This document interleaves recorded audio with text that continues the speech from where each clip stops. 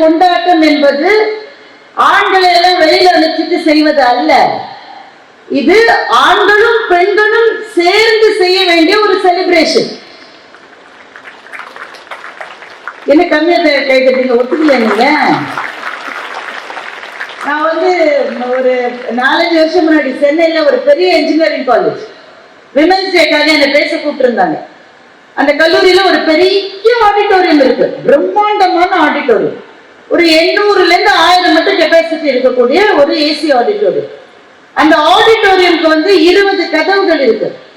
நான் விமென்ஸ் டேக்கு பேச வர என்னை கூப்பிட்டு உள்ள பட எல்லா கதையும் 20 கதையும் சாத்திட்டாங்க.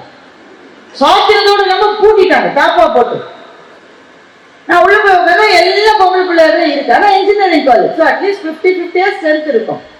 நான் என் பக்கத்துல இருந்த அந்த ஆசிரியரை கேட்டேன், பாய்ஸ் எல்லாம் இங்க உள்ள வெளில அமைச்சிட்டோம்ல, ஒரு போய் உள்ள வரக்கூடாது.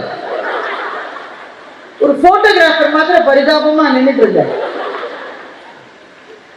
நான் கேட்டேன், பாய்ஸ் எல்லாம் வெளியில அனுப்பிச்சிட்டு நம்ம என்ன பேச போறோம்? ஏன்னா நம்ம மகளிரின் சிறப்பை பற்றி பேசுவோம். அப்புறம் அதுதான் எங்களுக்கு ஏற்கனவே தெரியுமே.